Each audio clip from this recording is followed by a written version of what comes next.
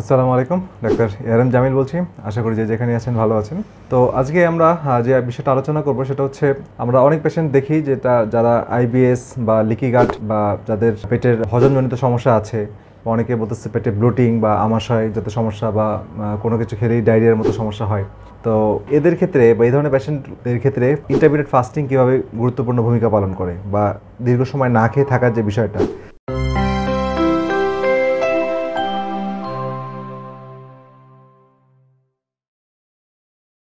তো intermediate fasting বিভিন্ন টাইপের আছে। তো 16 ঘন্টা ফাস্টিং, 18 ঘন্টা ফাস্টিং, 14 ঘন্টা ফাস্টিং, 24 ঘন্টা ফাস্টিং, 36 ঘন্টা ফাস্টিং, বিভিন্ন টাইপের ফাস্টিং আছে। Water fasting, dry fasting.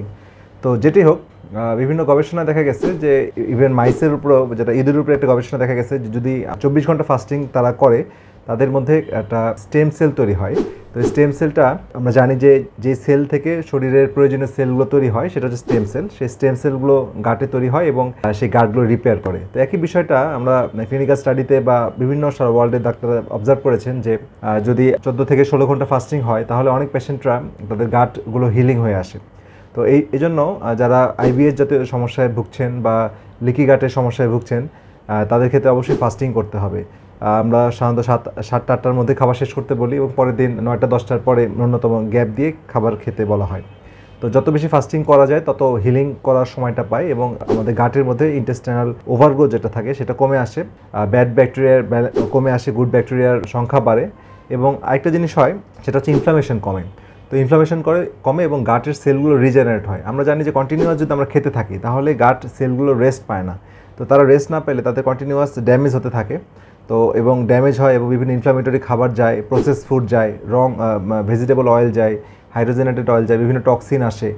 এছাড়া যদি আমরা বিভিন্ন অ্যান্টিবায়োটিক বা বিভিন্ন কেমিক্যাল মেডিসিনগুলো কন্টিনিউয়াস গ্রহণ করতে থাকি বা এনভায়রনমেন্টাল টক্সিনগুলো বা খাবারের মধ্যে যে পেস্টিসাইড হার্বিসাইডগুলো আছে সেগুলো যদি আসতে থাকে এবং বিভিন্ন অ্যালার্জেনগুলো যেমন ডেইরি বা গ্লুটেন এই জাতীয় অ্যালার্জেনগুলো যখন কন্টিনিউয়াস আসে তখন কিন্তু গাট প্রচুর ইনফ্ল্যামড হয়, এখান থেকে লিকি গাট শুরু হয়। তো এটাকে হিল করতে গেলে আমাদেরকে ফাস্টিং দরকার। আমরা যখন ফাস্টিং করব তখন অটোফেজি চালু হবে, টক্সিনগুলো ক্লিয়ার হয়ে যাবে, স্টেম সেলগুলো তৈরি হবে, যেটা কারণে যে সেলগুলো ড্যামেজ হয়েছিল সেগুলো আবার নতুন সেলে কনভার্ট হয়ে যাবে, রিজেনারেট করবে। তাহলে এটা আমরা খুব গুরুত্বপূর্ণ একটা বেনিফিট। এছাড়া আমরা বললাম যে যখন সিফু হয়, সিফু মানে স্মল ইন্টেস্টাইনাল ফাঙ্গাল ওভারগ্রোথ। তো ফাঙ্গাল ওভারগ্রোথ কীভাবে বুঝবেন? যখন দেখবেন যে আপনার খুব সুগার ক্রেভিং হচ্ছে, কারণ ফাঙ্গাস যদি আপনার পেটে গ্রো করে, যাদের রোগ প্রতিরোধ ক্ষমতা কম তাদের ফাঙ্গাস গ্রো করে এবং ফাঙ্গাস গ্রো করলে তারা কিন্তু সুগার বেশি ক্রেভিং মানে সুগার গ্রহণ করতে চায় এবং তারা নিউরোট্রান্সমিটার তৈরি করে আপনাকে দিয়ে বেশি পরিমাণে সুগার গ্রহণ করাতে চায়।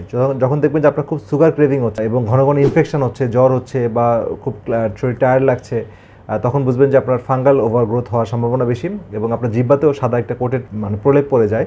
এটা দেখে অনেক সময় বোঝা যায়। তো এই সময় ইন্টারমিডিয়েট ফাস্টিং করলে, যেহেতু আমাদের এই সময় আমরা অবশ্যই প্রসেস কার্বোহাইড্রেটগুলো বন্ধ রাখবো, আমরা এখানে কোকোনাট অয়েল খুব ভালো হেল্প করে। তো এগুলো যদি আমরা গ্রহণ করি, ফাস্টিং করি, তাহলে এই ফাঙ্গাস ওভারগ্রোথটা কমে যায়। এছাড়া বিভিন্ন হার্বস আছে যেমন অরিগেনো অয়েল, কোকোনাট অয়েল, তারপরে হচ্ছে আমাদের গার্লিক, ফার্মেন্টেড গার্লিক, মাস্টিক গাম, এগুলো হচ্ছে আমাদের ফাঙ্গাসগুলোকে ক্লিন করতে সাহায্য করে। তো এই টোটাল হেলথটা আমরা যদি গাটের হেলথটা ঠিক করতে চাই তাহলে আমাদের এই ফাস্টিং খুবই গুরুত্বপূর্ণ। তো আজকের এই মেসেজটা এই জন্যই দিলাম যে ফাস্টিংটা যেন আমরা কন্টিনিউ করি যাদের পেটের সমস্যা আছে।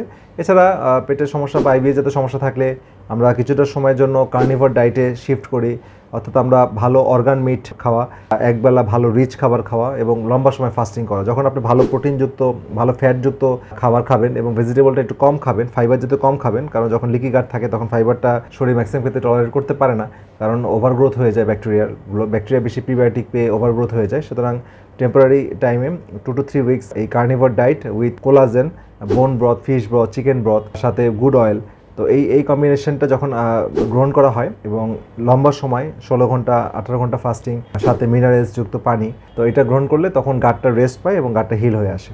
তো যাই হোক, আজকের ভিডিওতে আমরা এই মেসেজটাই দিলাম যে ইন্টারমিডিয়েট ফাস্টিং আসলে আপনাদের গাটকে বা আমাদের ইন্টেস্টাইনকে কীভাবে হেল্প করে এবং আমাদের ডাইজেশন বা হজমজনিত সমস্যাকে কী হেল্প করে।